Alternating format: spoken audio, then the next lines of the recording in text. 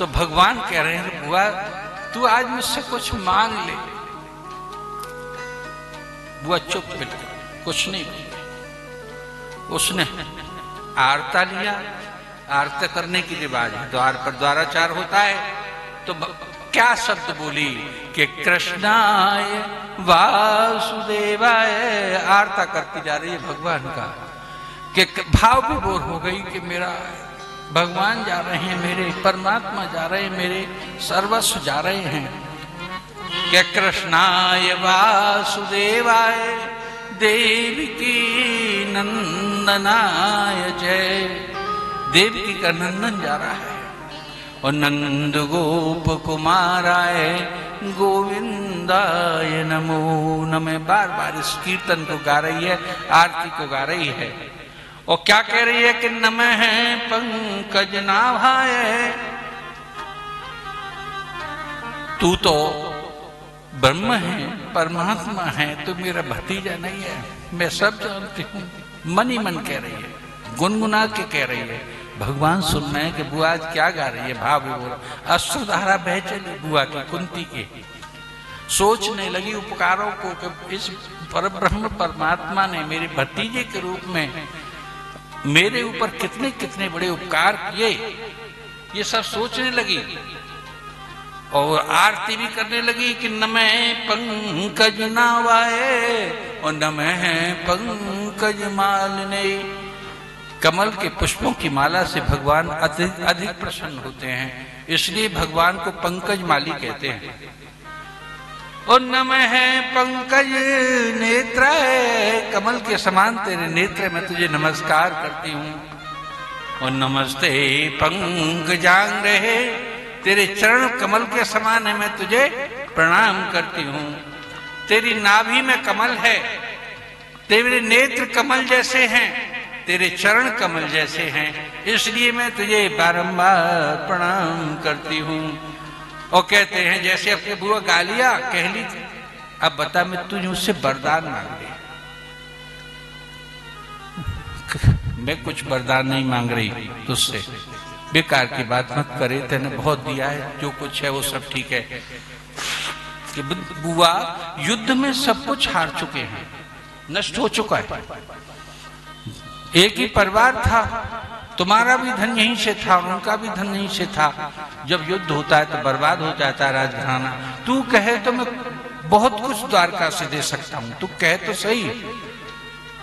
नहीं बोले, नहीं कुछ नहीं चाहिए। जब ज्यादा जिद पड़ गए भगवान के, नहीं बुआ हम यदुवंशी ऐसे नहीं जाते, हम कुछ दे करके जाते हैं। तो क्या कहती है बुआ, बड़ी ध्यान से सुनिएगा कि यथा ऋषिकेश खलेन देवकी, हे ऋषिकेश, हे कृष्ण भगवान का एक नाम ऋषिकेश है। जैसे कंस ने दुष्ट देवकी को बंदी गृह में डाल दिया था, तेरी मां को, वो उस कंस को मार करके जैसे अपनी मां को धन बंदी घर से छुड़ाया, वैसे इस धृतराष्ट्र ने मुझे बंदी बना करके अपने पांचों पांडवों के साथ नहीं जाने दिया था। 14 वर्ष के वनवास में मेरे अकेले पांचों पांडव गए थे, वहीं रोक लिया था कुंती को।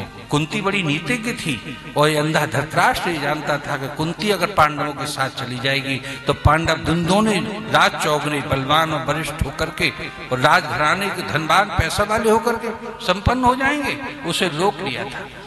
तो उदाहरण दे रही है कि मुझे इसने दुष्ट ने बांधा था बंधन में, और उधर कंस ने, उसने कंस को भी तेने मारा और उसकी संपूर्ण युद्ध में हरा करके सब कुछ तो तेने मुझे दे दिया। और बुमोचिताहं च सहात्मजं विभो, तेने उस बंधन से मुझे मुक्त करा लिया, और 18 दिन का युद्ध जितवा करके जैसे देवकी को बंधन से मुक्त कराया था, वैसे तेने मुझे बंधन से मुक्त करा लिया। और त्वयेव नाथेन, जब बहुत जिद की कि नहीं बुआ, तो झोली फैला दी। आ गई तेज में बुआ कि अब तू डालना चाहता है कि हाँ बुआ मैं कह तो रहा हूं, तू मांग ले।